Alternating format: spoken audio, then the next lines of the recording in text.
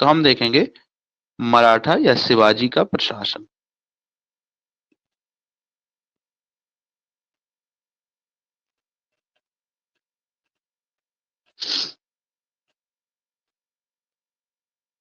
देखिए, शिवाजी के प्रशासन के संबंध में कहा जाता है कि शिवाजी के राजस्व का आदर्श प्राचीन हिंदू सिद्धांतों पर आधारित हुआ करता था। उन्होंने जो प्राचीन हमारे जो ग्रंथ हैं, ग्रंथों में जो हिंदू सिद्धांत दिए गए हैं, उन्हीं पर उनका आधारित था। कहते हैं शिवाजी अपने राज्य के सर्वोच्च अधिकारी हुआ करते थे, यानी कि राज्य की जो समस्त शक्तियां थी वो किसके पास थी? शिवाजी के पास हुआ करती थी। चाहे वो राजनीतिक शक्ति हो, चाहे वो सैन्य शक्ति हो, चाहे वो न्यायिक शक्ति हो, चाहे वो कार्यपालिका की शक्ति हो, कोई सी भी शक्ति हो, शक्ति का केंद्र कौन थे? शिवाजी हुआ करते थे। उनके साम्राज्य को दो भागों में विभक्त किया गया था। एक जिसको कहा जाता था स्वराज, क्या कहते थे? स्वराज। स्वराज वो क्षेत्र होता था जो एक निश्चित क्षेत्र होता था और उनका खुद का क्षेत्र होता था। ठीक है, यानी कि ऐसा क्षेत्र जिन पर शिवाजी प्रत्यक्ष रूप से अपना अधिकार किए हुए हैं, अपने नियंत्रण में किए हुए हैं, उस नियंत्रण वाले क्षेत्र को स्वराज कहा जाता था। दूसरा जो क्षेत्र होता था जो कि अनिश्चित होता था, कैसा होता था? तो अनिश्चित होता था, और शिवाजी यहां से चौथ वसूल करते थे। कौन सा? चौथ वसूल करते थे, यानी कि दूसरा वो क्षेत्र था जो उनके अधिकार में तो नहीं था, लेकिन वो वहां से टैक्स वसूलने का काम किया करते थे, है ना? तो एक वो क्षेत्र था जो स्वराज था। स्वराज वो क्षेत्र था जो प्रत्यक्षतः उनके अधिकार में होता था, यानी कि जहां का शासन प्रशासन सब कुछ जो है वो कौन देखने का काम करता था? तो वो शिवाजी देखते थे, उन्हीं के अधिकार क्षेत्र में हुआ करता था। और जो दूसरा क्षेत्र था उसको वो कैसा था? एक अनिश्चित क्षेत्र था जहां से शिवाजी सिर्फ चौथ वसूला करते थे, ऐसे करके। तो इस तरीके से उनका जो क्षेत्र है वो दो भागों में बटा हुआ करता था। रघुनाथ पंडित हनुमंते के निरीक्षण में कहते हैं जो विशेषज्ञ चुने गए उनके द्वारा एक शासकीय शब्दावली का ग्रंथ तैयार किया गया था जिसको राज व्यवहार कोरा कहा जाता था। क्या कहते थे? राज व्यवहार कोरा, है ना? तो इसके नाम से क्या होता था? जाना जाता था। ठीक, तो ये हमें क्षेत्र के बारे में जानकारी मिलती है। आगे है शिवाजी की अष्ट प्रधान परिषद, जो बड़ी महत्वपूर्ण है, हमें देखने को मिलती है।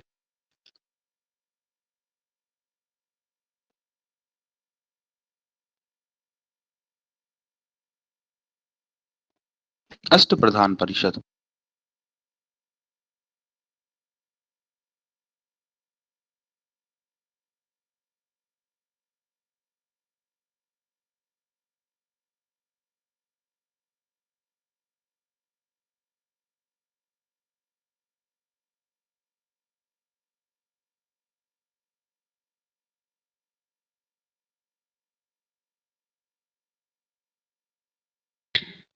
तो शिवाजी की अष्ट प्रधान परिषद जो कि उनके प्रशासन में बहुत महत्वपूर्ण है।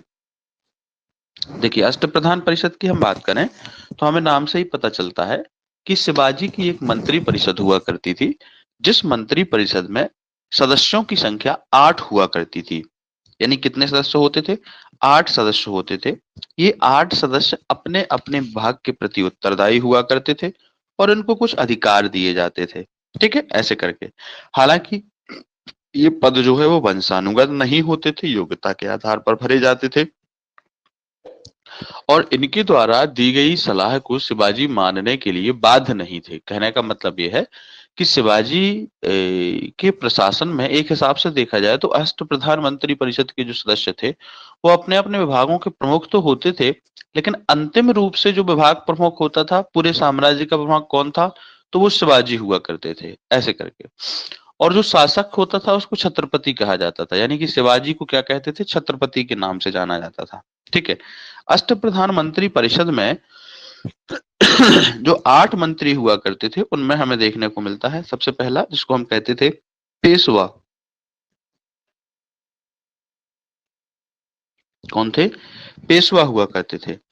पेशवा या इसी को मुख्य प्रधान कहा जाता था।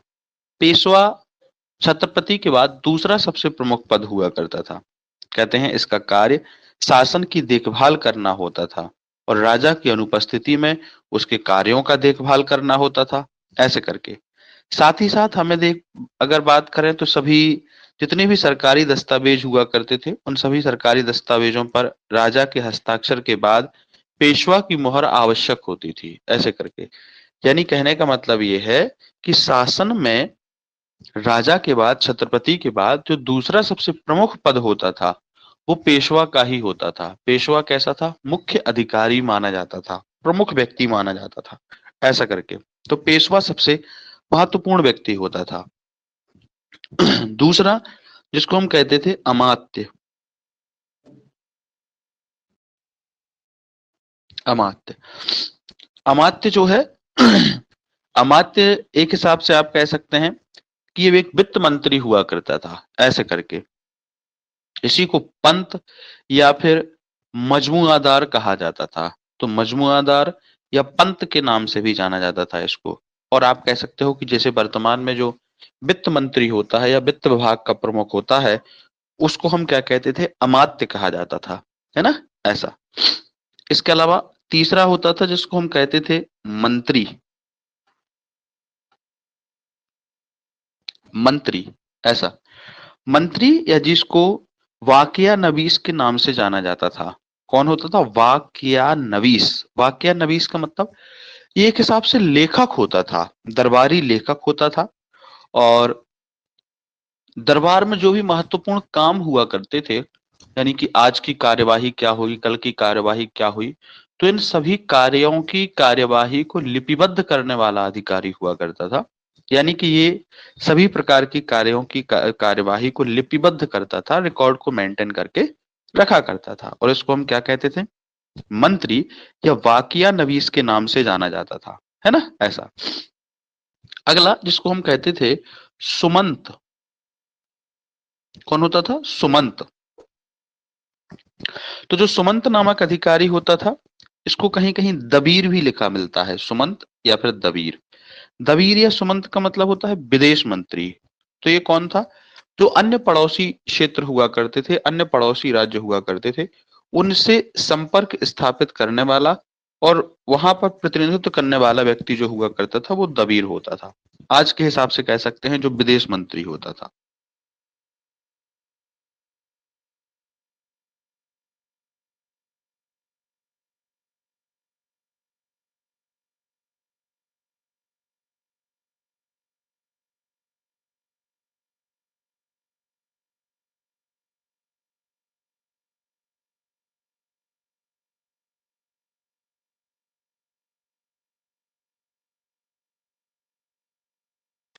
चलिए तो सुमंत होता था, बात समझ आई?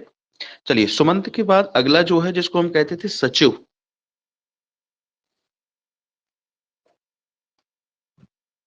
सचिव सचिव या इसी को कहीं कहीं चिटनिस लिखा मिलता है, ठीक है।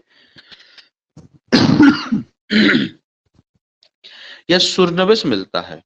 तो सुरनविस या चिटनिस नामक व्यक्ति जो होता, मतलब पद होता था, उसी को ही सचिव कहा जाता था।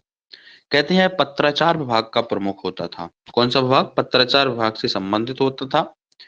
और यह राज्य के सचिवालय का प्रमुख अधिकारी हुआ करता था।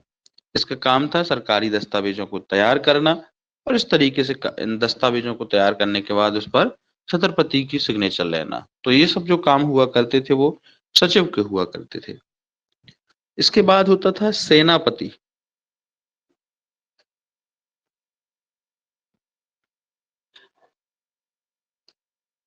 कौन होता था? सेनापति। सेनापति देखिए, हमें नाम से ही पता चलता है, इसको सरे नौबत भी कहा जाता था।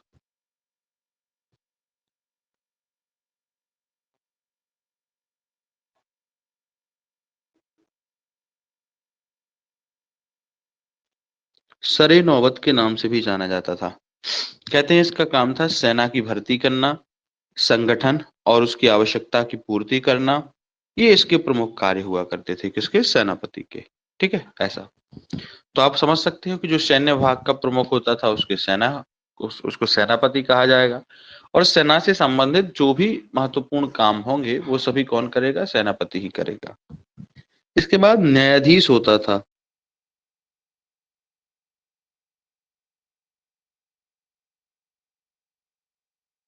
न्यायाधीश होता था। न्यायाधीश हमें नाम से ही पता चल जाता है कि न्यायाधीश नामक व्यक्ति जो है ये क्या करता होगा? तो ये न्याय विभाग का प्रमुख होता था। देखिए, न्याय विभाग का या किसी भी विभाग का बेसिकली अंतिम रूप से प्रमुख तो हम शिवाजी को ही मानेंगे। किसको मानेंगे? शिवाजी को ही मानेंगे। लेकिन विभाग के दृष्टिकोण से अगर हम बात करें तो जो प्रमुख था वो कौन होता था? तो न्यायाधीश हुआ करता था। और ये न्याय विभाग का प्रमुख होता था। कहते हैं यहाँ पर शिवाजी या मराठा काल में दीवानी और फौजदारी मुकदमों का हिंदू कानून के आधार पर न्याय किया जाता था। यानी कि हिंदू धर्म में जो चीजें बताई गई हैं उनके अनुसार क्या होता था? इसका न्याय किया जाता था, ऐसा करके। अगला अंतिम व्यक्ति जिसको हम कहते थे पंडित राव।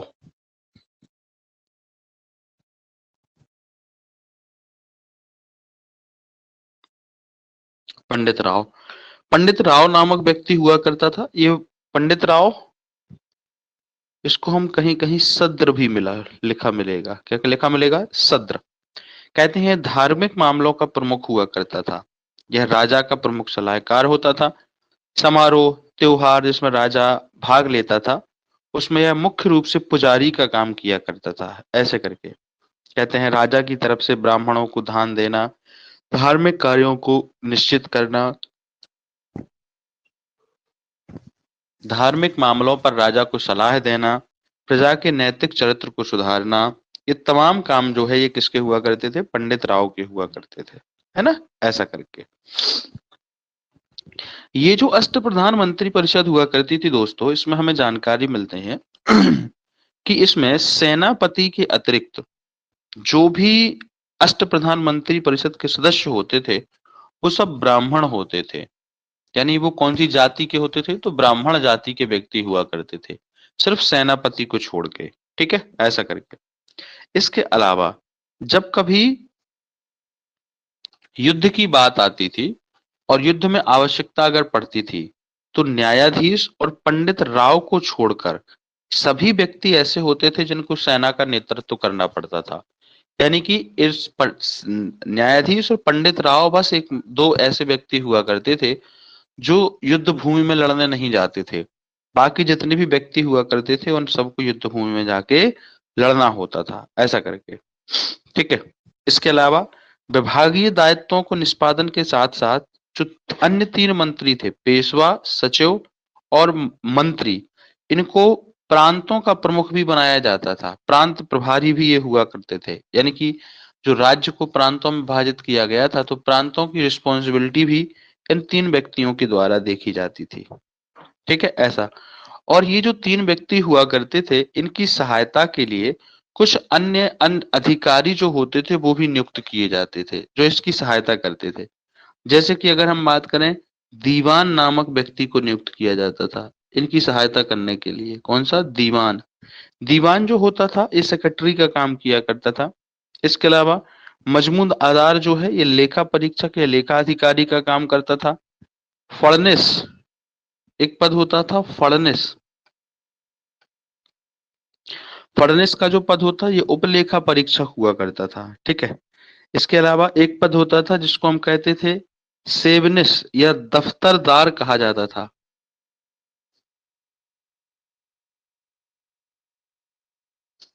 सेवनिस या इसी को दफ्तरदार। तो सेवनिस या दफ्तरदार का पद जो होता था वो कार्यालय प्रभारी का पद हुआ करता था। ठीक है, ऐसा करके। इसके अलावा कारखानिस,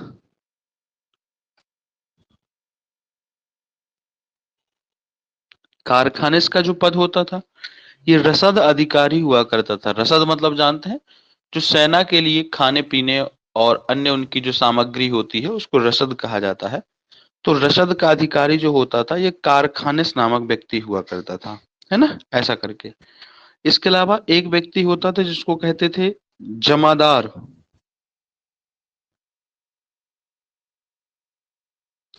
तो जो जमादार नामक व्यक्ति होता था ये खजांची हुआ करता था, खजाने की देखरेख और सुरक्षा करता था। और पोर्टनेस,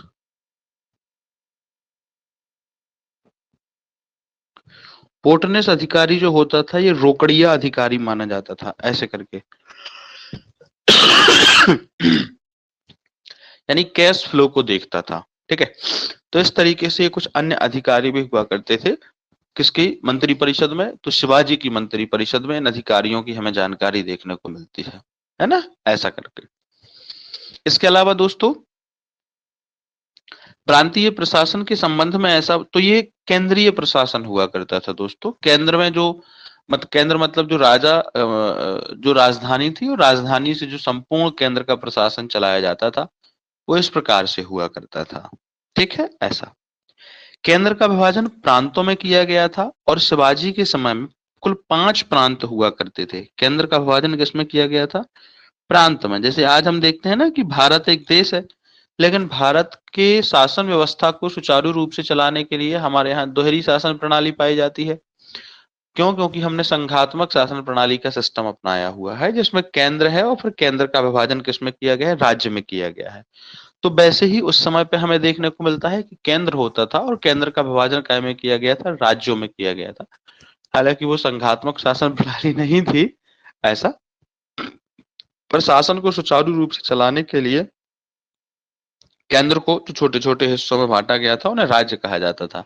और शिवाजी के समय राज्य के 5 भाग हुआ करते थे।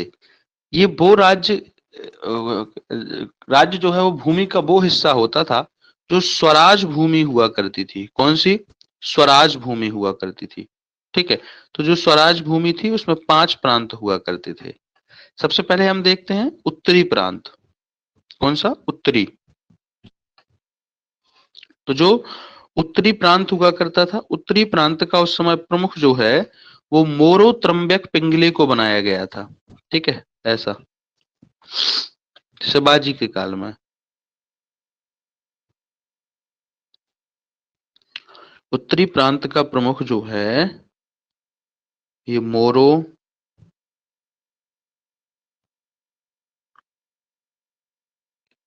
त्रम्बक पिंगले को बनाया गया था, ठीक है। ऐसा करके इसके अलावा दक्षिणी प्रांत, दक्षिण का जो प्रांत था दक्षिण का जो प्रांत हुआ करता था इसका प्रमुख अन्नाजी दत्तो को बनाया गया था।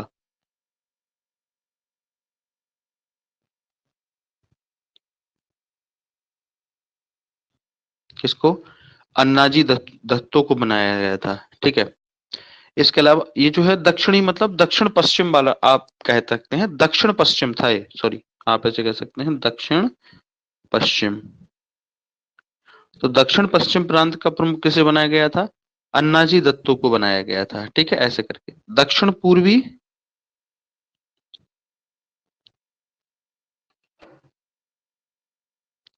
दक्षिण पूर्वी प्रांत जो हुआ करता था इसका प्रमुख जो है दत्तोजी पंत को बनाया गया था। दत्तोजी पंत को बनाया गया था, ठीक है। दक्षिणी प्रांत का प्रमुख दक्षिण प्रांत का प्रमुख जो है रघुनाथ पंत हनुमंते।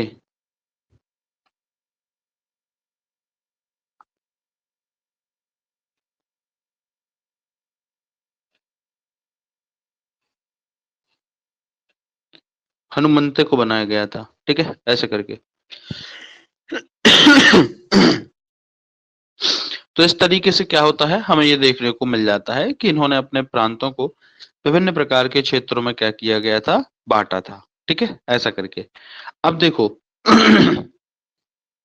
सॉरी, सबसे पहले आप ऐसे समझ सकते हो, सबसे पहले क्या होता था? केंद्र, केंद्र का प्रमुख कौन होता था? छत्रपति। छत्रपति ऐसे करके केंद्र का विभाजन किया गया था प्रांत में, ठीक है। फिर प्रांत का जो विभाजन किया गया था, प्रांत का विभाजन किया गया था महालों में, महालों में ऐसे करके। और महालों का जो अधिकारी होता था उसको सर हवलदार कहा जाता था। क्या कहते थे उसको? सर हवलदार कहा जाता था, ऐसा करके। इसके अलावा प्रांत के प्रमुख को तो प्रांतपति कहा जाता था। ध्यान रखिएगा, ऐसा करके हमें ये देखने को मिल जाता है। या इसी को सरे कारकुन या देशाधिकारी या सूबेदार, इन नामों से भी जाना जाता था। जो प्रांतपति होता था, प्रांतपति को सर सूबेदार कहा जाता था, देशाधिकारी कहा जाता था, सरे कारकुन कहा जाता था। ऐसे अलग अलग नामों से उसको संबोधित किया जाता था। प्रांत का विभाजन महालों में किया गया था और महालों के प्रमुख को सर हवलदार के नाम से जाना जाता था। ठीक है, ऐसे करके। इसके बाद जो महाल हुआ करते थे, महाल का विभाजन तरफों में किया गया था। तर्फ हुआ करते थे, तरफों में बांटा गया था और तर्फ का प्रमुख हवलदार होता था। कौन होता था? हवलदार नामक अधिकारी होता था। सॉरी। और इसके अधीन कारकुन नामक अधिकारी हुआ करता था। हवलदार के नीचे कौन होता था? कारकुन।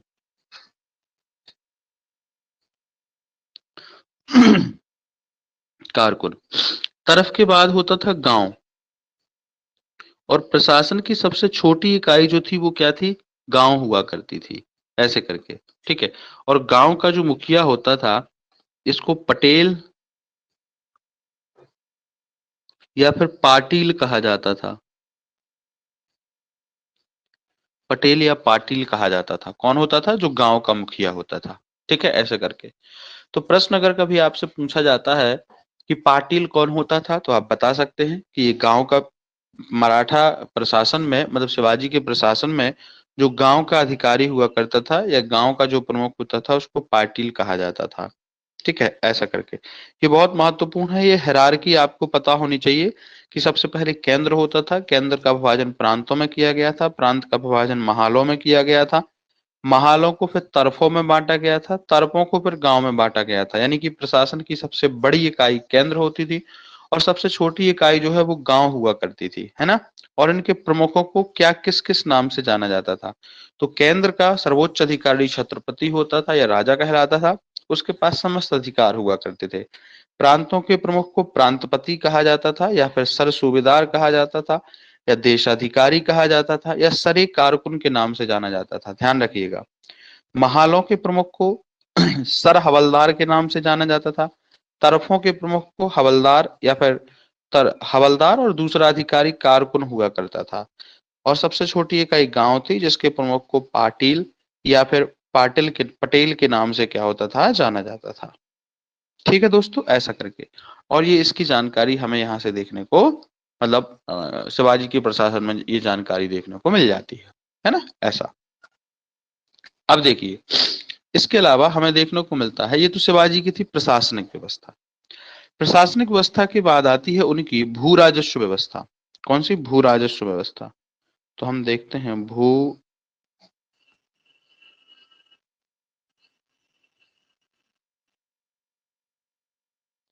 राजस्व व्यवस्था। ठीक है। शिवाजी की भू राजस्व व्यवस्था की हम बात करें तो ऐसा माना जाता है कि शिवाजी की भू राजस्व व्यवस्था दक्कन में, जब अहमदनगर का शासन था, मतलब अहमदनगर एक प्रमुख क्षेत्र हुआ करता था, तो अहमदनगर में मलिक अंबर की भू राजस्व व्यवस्था पर लागू थी। मलिक अंबर ने जो भू राजस्व व्यवस्था लागू की थी, वो हमें देखने को मिलता है अकबर के समय में।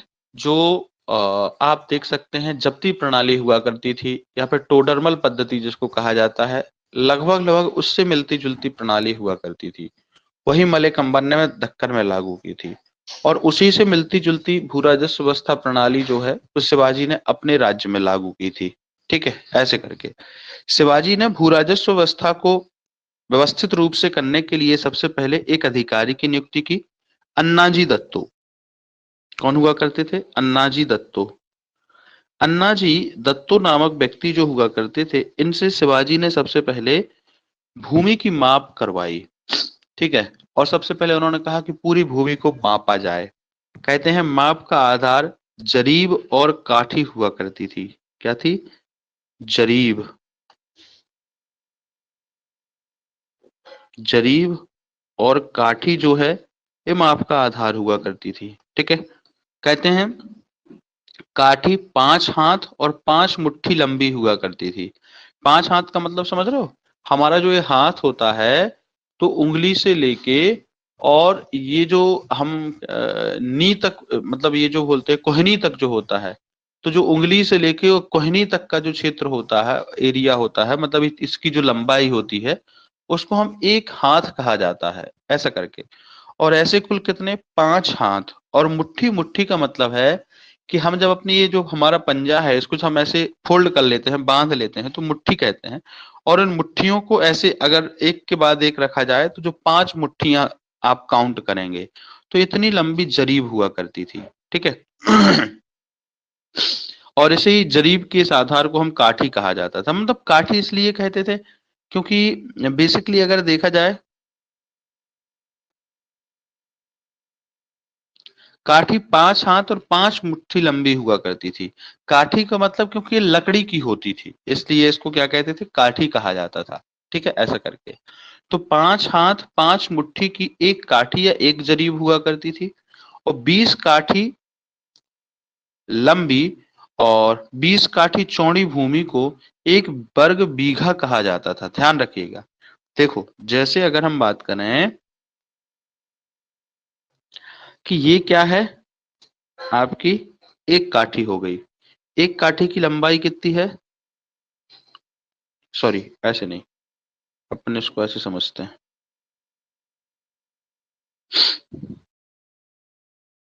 ठीक है, जैसे ये क्या है?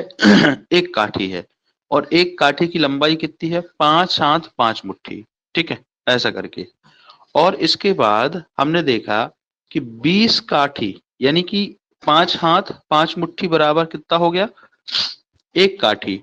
और फिर इसको हमने 20 टाइम लंबा कर दिया। ये हम मान लेते हैं ऐसा कि हमने इसको 20 टाइम लंबा कर दिया। ठीक है, और इतना ही चौड़ा, जितना लंबा उतना ही चौड़ा। तो ये जो स्क्वायर एरिया होगा इसको वर्ग या बीघा कहा जाएगा।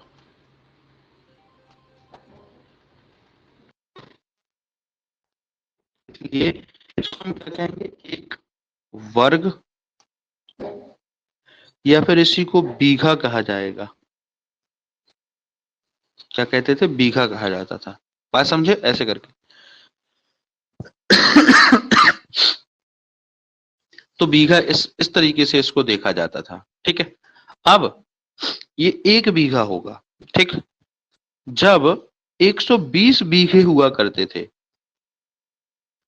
120 आप ऐसे कह सकते हैं,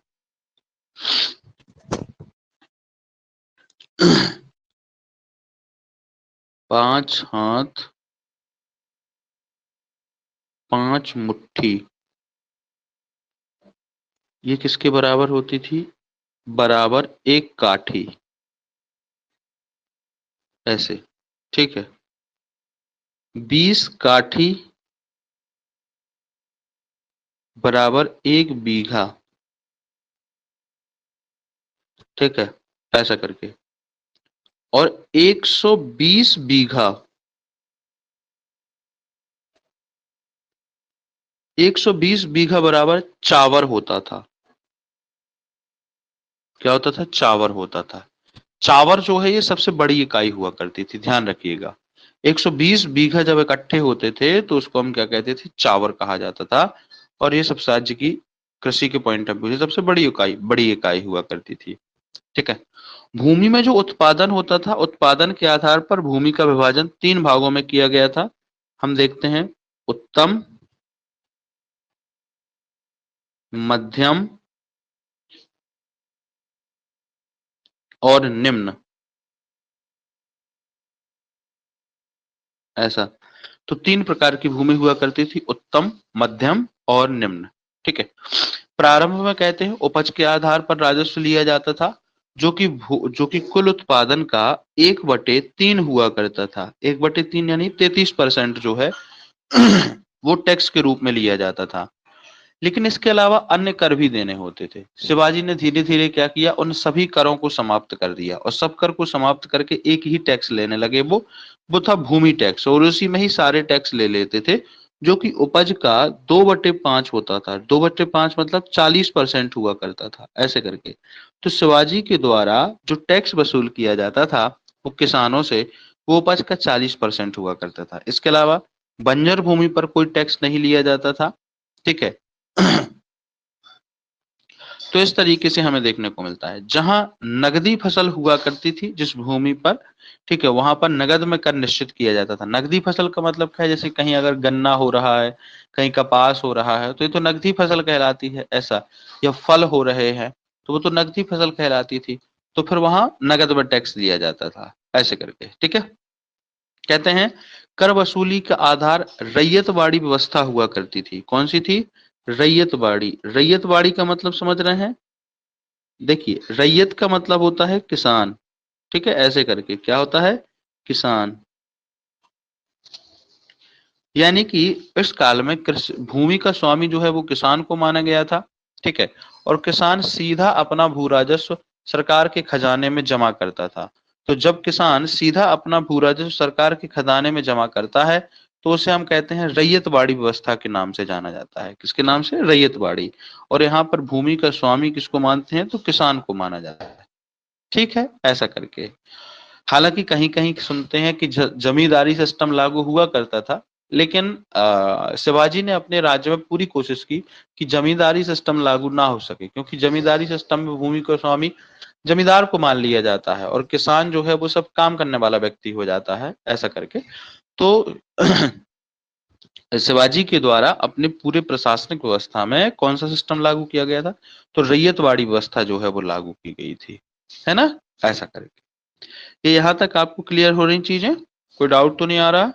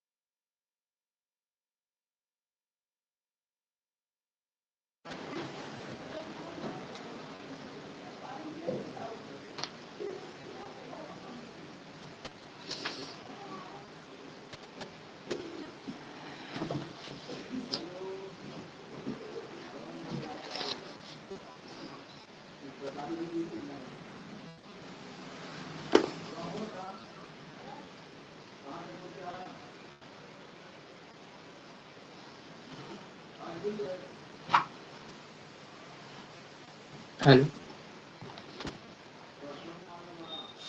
हेलो।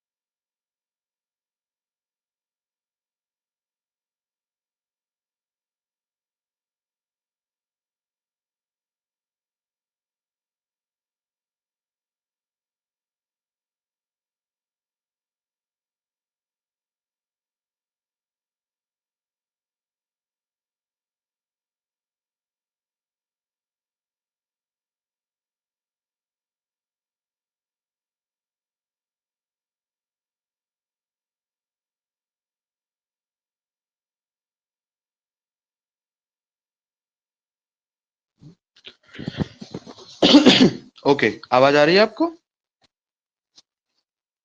सर। हाँ ठीक है, चलिए। तो इस तरीके से हमें देखने को मिलता है इनका भू राजस्व व्यवस्था हुआ करती थी। अब देखिए, शिवाजी के काल में इस भू राजस्व व्यवस्था के अलावा भी कुछ अन्य टैक्स लिए जाते थे, ठीक है, जिनको जो कभी कभी आपसे पूछे जाते हैं, जिनके नाम है, जिसको हम कहते हैं चौथ। ठीक है, तो कौन सा होता था? एक चौथ नामक कर जो है ये लिया जाता था। देखिए, चौथ की अगर हम बात करें तो बोला जाता था ये भूमि कर के अतिरिक्त एक कर लिया जाता था, और उसे हम क्या कहते थे? चौथ कहा जाता था। चौथ जो है ये सामान्यतः पड़ोसी राज्यों से लिया जाता था। कौन से? पड़ोसी राज्यों से। देखिए, एक मैंने आपको बताया था कि स्वराज हुआ करता था। स्वराज वो क्षेत्र था जिस पर शिवाजी डायरेक्ट नियंत्रण किया करते थे। दूसरा वो क्षेत्र था जो उनके स्वराज के पास वाला क्षेत्र हुआ करता था, जिसकी कोई सीमा रेखा निश्चित नहीं थी, जहां तक वो अपना प्रभाव जमा सकते थे, ऐसा करके। और जहां तक से भी वो एक टैक्स वसूल किया करते थे। इसलिए उनका ऐसा मानना था कि हम आपके पड़ोसी राज्य हैं, हम आपको सुरक्षा देंगे, हम आपके ऊपर आक्रमण नहीं करेंगे, आपको किसी प्रकार से परेशान नहीं करेंगे, और इसके लिए आपको एक टैक्स देना होगा, जिसको हम क्या कहते थे? तो चौथ के नाम से जाना जाता था, ऐसा करके। और बोला जाता था इसकी मात्रा राज्य की आय का 1/4 हुआ करती थी। कितनी हुआ करती थी? 1/4। यानी कि ये जो टैक्स चौथ नामक कर हुआ करता था, ये चौथ कर शिवाजी डायरेक्ट जनता से नहीं वसूला करते थे, बल्कि किससे वसूला करते थे? तो उस राज्य का, अपने पड़ोसी क्षेत्र का जो भी अधिकारी होगा, जो भी प्रमुख व्यक्ति हुआ करता था, उसके पास अपना संदेश भेजते थे और उसको रिस्पॉन्सिबिलिटी देते थे कि भाई आप अपने अपने राज्य से क्या कर दीजिएगा? चौथ वसूल के हमें दे दीजिएगा, है ना, ऐसा करके। तो चौथ नामक कर हुआ करता था। दूसरा कर होता था जिसको हम कहते थे सरदेशमुखी। कौन सा होता था? तो सरदेशमुखी नामक कर हुआ करता था। ठीक है, ये जो सरदेशमुखी नामक कर होता था, ये भी एक महत्वपूर्ण कर हुआ करता था। कहते हैं शिवाजी चूंकि महाराष्ट्र क्षेत्र के कौन हुआ करते थे? स्वामी थे। तो उस महाराष्ट्र क्षेत्र के स्वामी होने की वजह से वो उस क्षेत्र के जो रहने वाले व्यक्ति हुआ करते थे उनसे 10% कर लिया करते थे, और जो 10% टैक्स लिया करते थे वो उसको सरदेशमुखी कहा जाता था, ऐसा करके।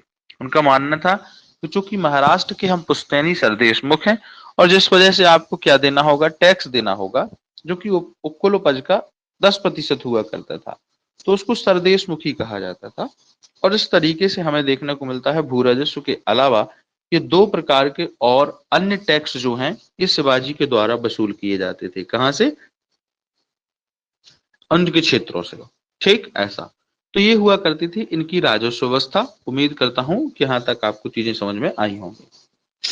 अब देखिए, राजस्व व्यवस्था के बाद जो इनका अगला प्रशासन है, जिसको हम कहते हैं सैन्य प्रशासन। तो किस नाम से जाना जाता है ये? सैन्य प्रशासन के नाम से जाना जाता है।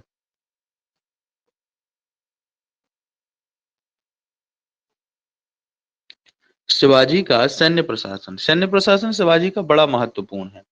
कहते हैं शिवाजी के सैन्य प्रशासन में दुर्ग हुआ करते थे। दुर्ग मतलब जो दुर्ग किले हुआ करते थे उनको दुर्ग कहा जाता था।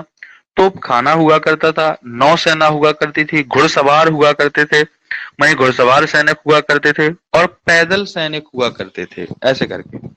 और इस तरीके से हमें शिवाजी के एक कहीं ना कहीं सैन्य प्रशासन की जानकारी मिलती है। अब हम इनको एक एक करके एक बार समझने का प्रयास करते हैं। ठीक है, सबसे पहले हम देखते हैं दुर्ग। दुर्ग, देखिए, जहां तक दुर्ग की बात करें तो ऐसा बोला जाता था कि सैन्य प्रकाश प्रशासन में दुर्गों का काफी महत्व होता था। क्यों? क्योंकि दुर्ग ही ऐसे क्षेत्र हुआ करते थे जहां पर सेना को सुरक्षित करके रखा जाता था, और अगर दुर्ग मजबूत है तो फिर सुरक्षा, मतलब वहां से राज्य की सुरक्षा मजबूती से की जा सकती थी। कहते हैं शिवाजी के पास लगभग 240 250 दुर्ग हुआ करते थे। कितने? 240 250 दुर्ग हुआ करते थे, और इनकी देखरेख के लिए विभिन्न प्रकार के अधिकारियों की क्या होती थी? नियुक्ति भी की जाती थी। जिसमें एक प्रमुख अधिकारी हुआ करता था जिसको हम कहते थे हवलदार। क्या कहते थे? हवलदार। हवलदार नामक अधिकारी जो होता था ये किले की सुरक्षा का अधिकारी होता था। किले की सुरक्षा, किले की सुरक्षा की अधिकारी मतलब किले की जो सुरक्षा करने वाला अधिकारी होता था उसको हवलदार कहा जाता था, ऐसा करके। ठीक है। इसके अलावा एक अन्य अधिकारी होता था जिसको हम कहते थे सूबेदार। सूबेदार नामक अधिकारी होता था, ये किले का नागरिक प्रशासन देखने वाला अधिकारी होता था। यानी किले के अंदर जो लोग रह रहे हैं उन लोगों के ऊपर जो प्रशासनिक व्यवस्था देखने वाला अधिकारी होता था उसको सूबेदार कहा जाता था। ठीक है। ध्यान रखिएगा, सूबेदार जो होता था ये ब्राह्मण जाति का ही बनाया जाता था। कौन सा हुआ करता था? तो ये ब्राह्मण जाति का ही हुआ करता था। ब्राह्मण जाति के व्यक्ति को ही सूबेदार बनाया जाता था। ठीक है, ऐसा करके। इसके अलावा एक अन्य अधिकारी होता था जिसको हम कहते थे कारकुन कहा जाता था। क्या कहते थे? कारकुन, कारकुन कहा जाता था।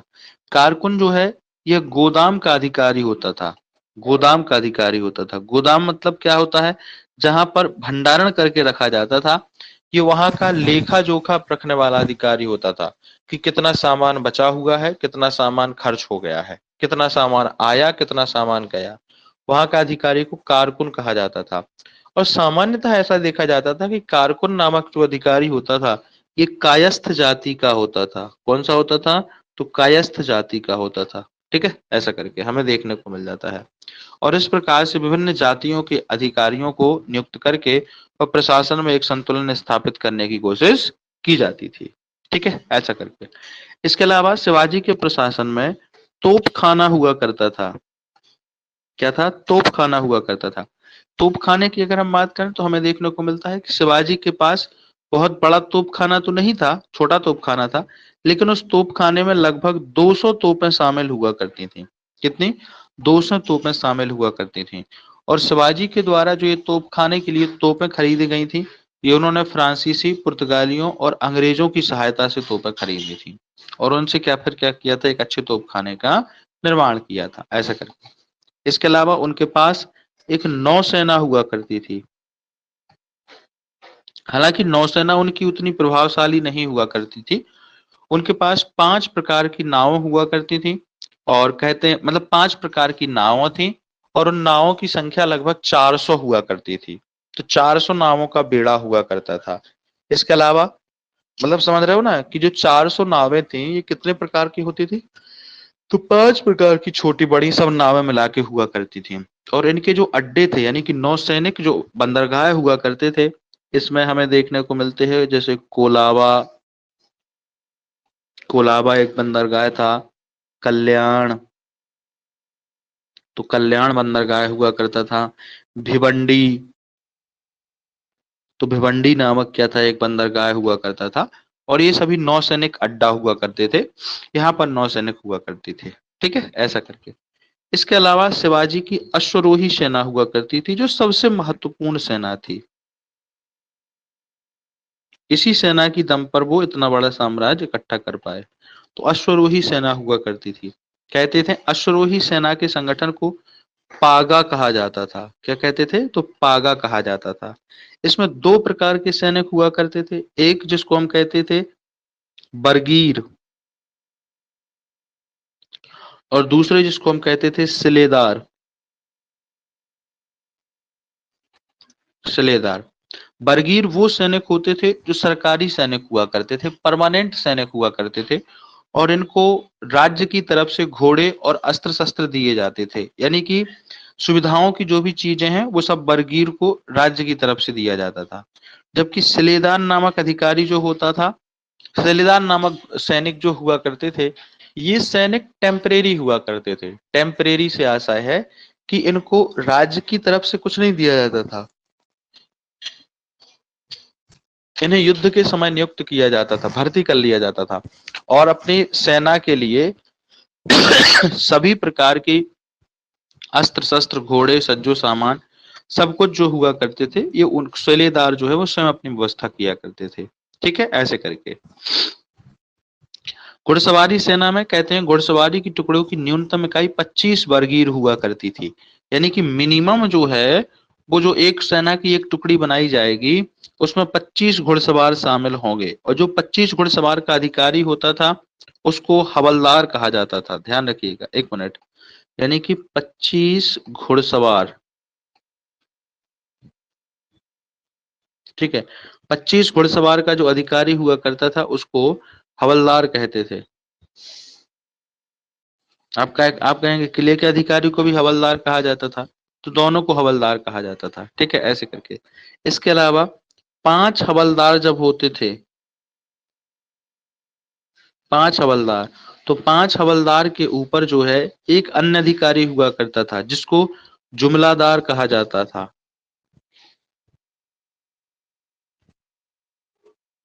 ठीक है, ऐसे करके। इसके अलावा 10 जुमलादार जब होते थे तो 10 जुमलादारों के ऊपर एक अधिकारी होता था जिसको एक हजारी कहा जाता था। क्या कहते थे? एक हजारी होता था।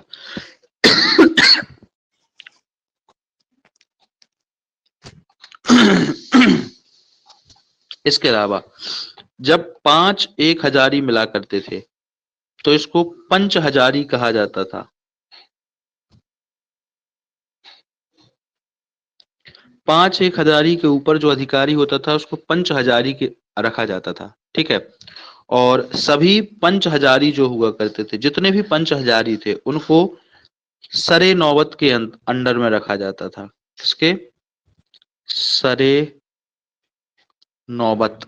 सरे नौबत नामक अधिकारी जो होता था, हमने पढ़ा था ना, सेना का जो प्रमुख होता था, सेनापति जिसको हम कहते थे, तो उसको सरे नौबत के अंडर में रखा जाता था। और इस तरीके से क्या होता था, इनकी सैन्य व्यवस्था जो है वो हमें देखने को मिलती है, ठीक, ऐसा करके। इसके अलावा अगर हम बात करें तो कहते हैं इसमें यहाँ पर पैदल सैनिक भी हुआ करते थे इनके,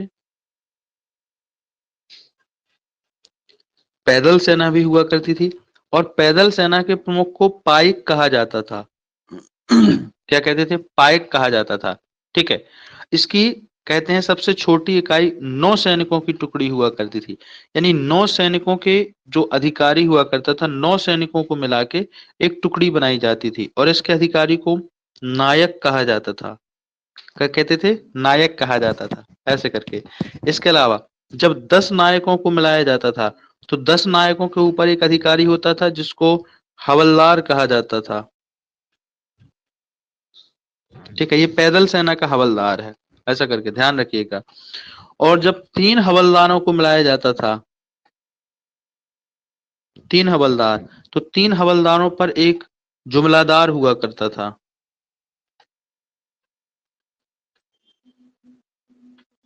ठीक है, ऐसे करके।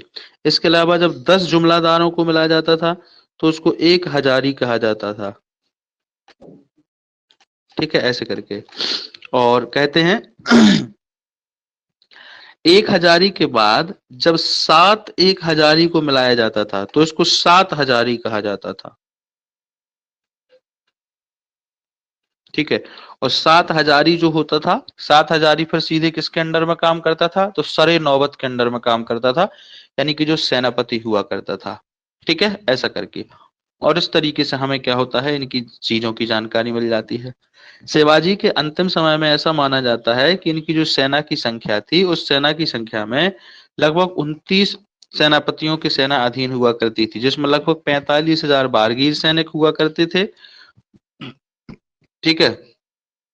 इसके अलावा 60,000 जो है वो सिलेदार अश्वरोही सेना हुआ करती थी, 1208 हाथी हुआ करते थे, 300 ऊंट हुआ करते थे और इस प्रकार से हमें देखने को मिलता है ये सभी सैनिक हुआ करते थे, ठीक है, ऐसा करके।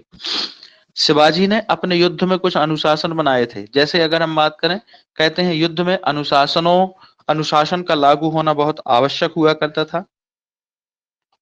कहते हैं सेना जो हुआ करती थी वो उनकी धार्मिक सहिष्णुता पर आधारित थी और सेना में दोनों प्रकार के लोग हुआ करते थे, यानी कि हिंदू भी हुआ करते थे और मुसलमान भी थे। ये मत सोचिएगा कि शिवाजी की सेना में मुसलमान नहीं होते थे, तो बिल्कुल होते थे, मुस्लिम भी थे और हिंदू भी थे, दोनों हुआ करते थे, ठीक है।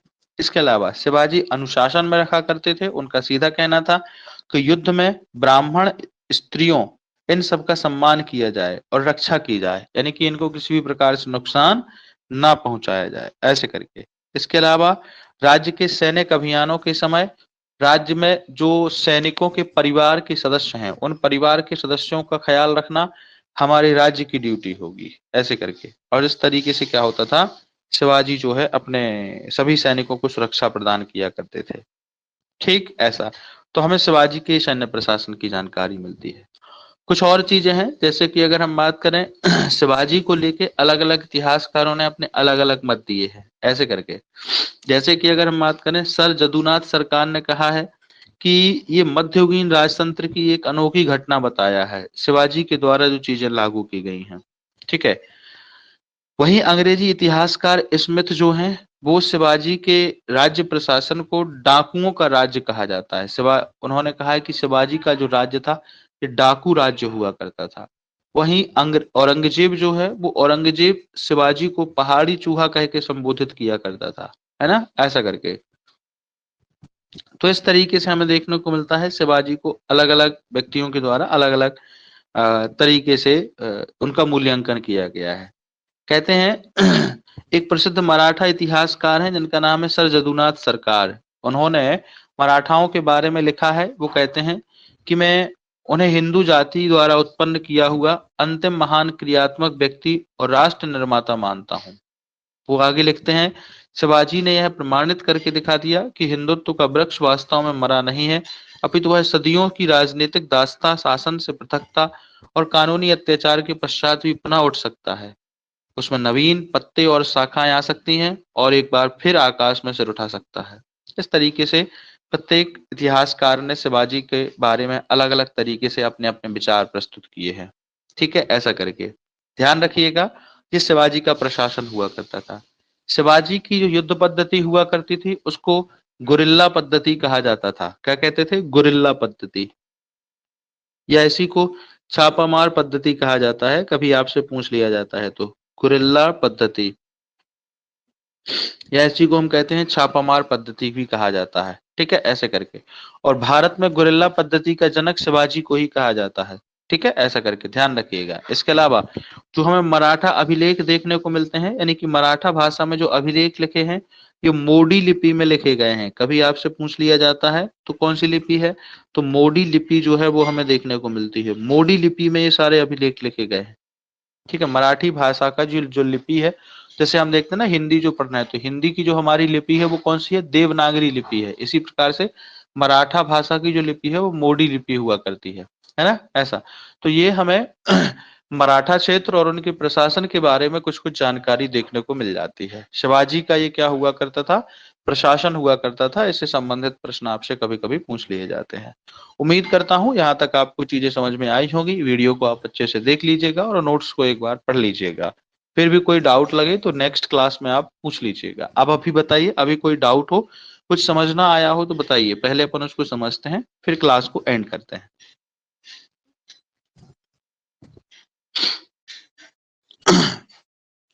फटाफट मुझे रिस्पॉन्स कीजिए ताकि मुझे पता चले। आपकी नेक्स्ट क्लास भी क्योंकि कुछ देर बाद स्टार्ट होने वाली है।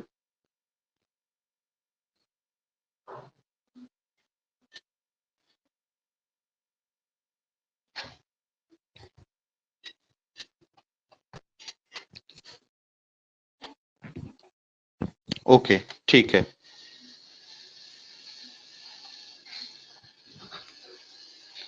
ठीक है, तो फिर आज की क्लास हम एंड करते हैं और कोई दिक्कत नहीं है, सारी चीजें, कोई डाउट नहीं है तो ठीक है फिर, है ना, ऐसा।